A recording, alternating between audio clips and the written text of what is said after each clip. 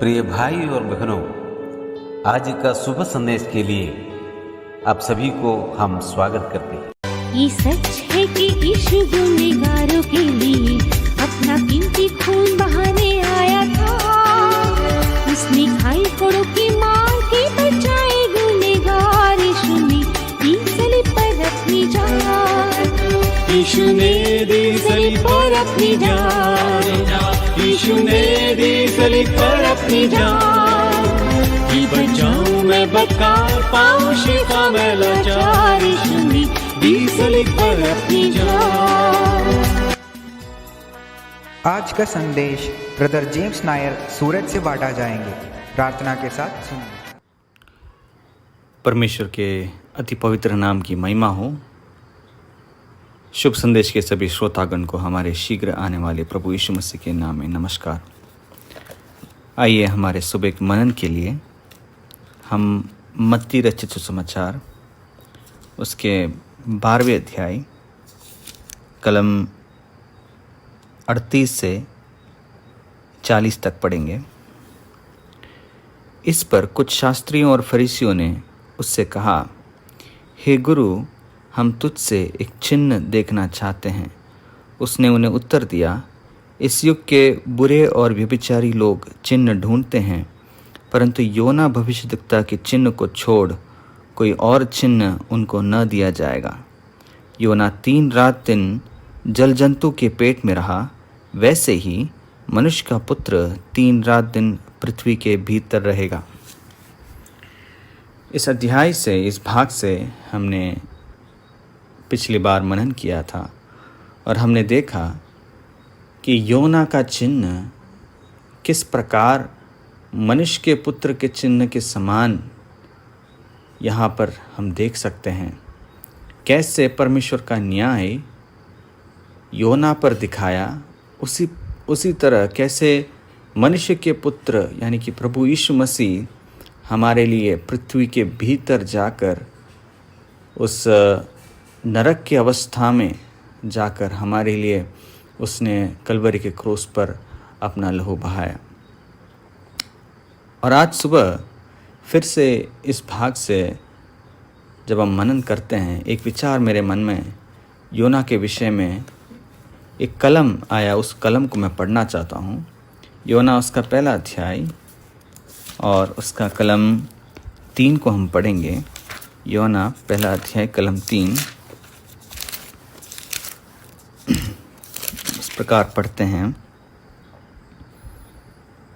परंतु योना यहोवा के सम्मुख से तर्शीश को भाग जाने के लिए उठा। यहोवा के सम्मुख से तर्शीश को भाग जाने के लिए उठा। जब चिन्ह की बात मसीह ने किया, योना के चिन्ह के समान और कोई चिन्ह नहीं है करके हमने पढ़ा। और इसी योना भविष्यद्वक्ता के विषय में हम पढ़ते हैं कि वह परमेश्वर के सम्मुख से भागता हुआ एक व्यक्ति, और ऐसे एक व्यक्ति पर परमेश्वर अपना न्याय करते हैं, परमेश्वर अपना दंड देते हैं।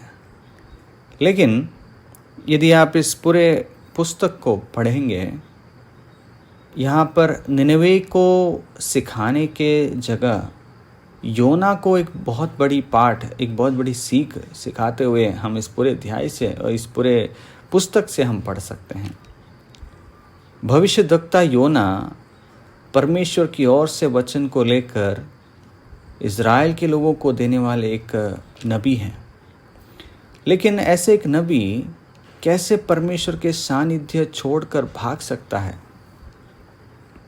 परमेश्वर के सानिध्य को तुच्छ जानना या उसको छोड़कर भागना, ये शुरुआत ही से मनुष्य के जीवन में हम देख सकते हैं। अब चाहे आदम के जीवन से देख लीजिए। आदम और हवा ने जब पाप किया, हम क्या पढ़ते हैं कि वे परमेश्वर से छिपने के लिए सबसे पहले कोशिश की, यानी कि उसके सानिध्य से दूर जाने के लिए वो कोशिश किया। और उनके पुत्र कैन के विषय में जब हम देखते हैं, वो परमेश्वर के सानिध्य से दूर भागा, और इसी शब्द को प्रयोग किया है, उसके सानिध्य से दूर भागता गया। यानी कि मनुष्य हमेशा हमेशा परमेश्वर से दूर दूर दूर भागता जाता रहा। और जब अब योना के विषय में पढ़ते हैं, योना परमेश्वर के सानिध्य से दूर जाना चाहता था, तर्शीश जाना चाहता था। जो निनवे कुछ उसको जाने के लिए जितना दूर था, उससे 3 गुना ज़्यादा दूरी जाकर तर्शीश की ओर जाना चाहता था। वो जिस दिशा में निनवे था उसके एकदम विपरीत दिशा में तर्शीश स्थित हुआ करता था। लेकिन ऐसे विपरीत दिशा में इतनी दूर जाने के लिए योना तैयार हुआ। क्यों? क्योंकि वह परमेश्वर के सानिध्य से दूर जाना चाहता था। प्रियो, एक बात हम यहाँ पर समझना ज़रूरी है। मनुष्य हमेशा परमेश्वर के सानिध्य छोड़कर भागना चाहता था। और केवल एक ही व्यक्ति है, मनुष्य का पुत्र, जो कभी कभी उस पिता का सानिध्य नहीं छोड़ा। और उसके विषय में हम ऐसे पढ़ते हैं, जब उसका जन्म होने वाला था, उसका नाम इम्मानुएल रखा गया। मत्ती उसका पहले अध्याय में ऐसे हम पढ़ते हैं। इसका मतलब है परमेश्वर हमारे साथ है। प्रियो, यही है वो चिन्ह।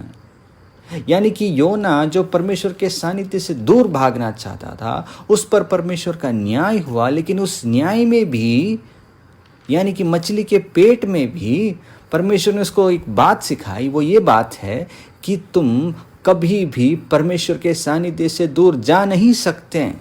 क्योंकि 139 भजन संहिता, जो दाऊद का भजन संहिता में इस प्रकार पढ़ते हैं, उस 139 उसके 7वें कलम में, मैं तेरे आत्मा से भागकर किधर जाऊं या तेरे सामने से किधर भागूं। प्रियो, इस पृथ्वी में, इस भूगोल में, इस खगोल में, इस प्रपंच में ऐसी कोई जगह नहीं है जहां उसका सानिध्य नहीं है।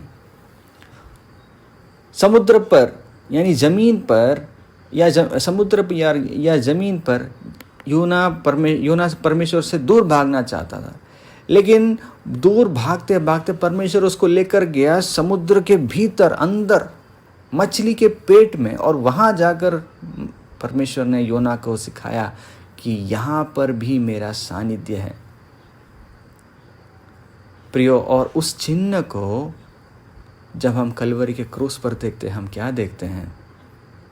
मनुष्य जो परमेश्वर से दूर भागने के लिए कोशिश किया, उसको परमेश्वर ने कलवरी का क्रूस दिखाया।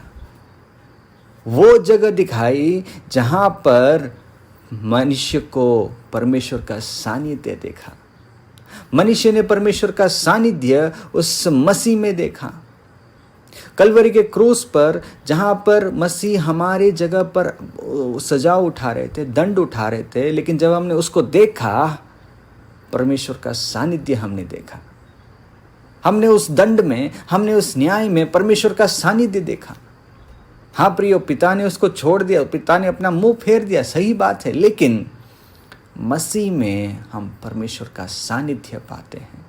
मसीह में परमेश्वर का सानिध्य हम पाते हैं।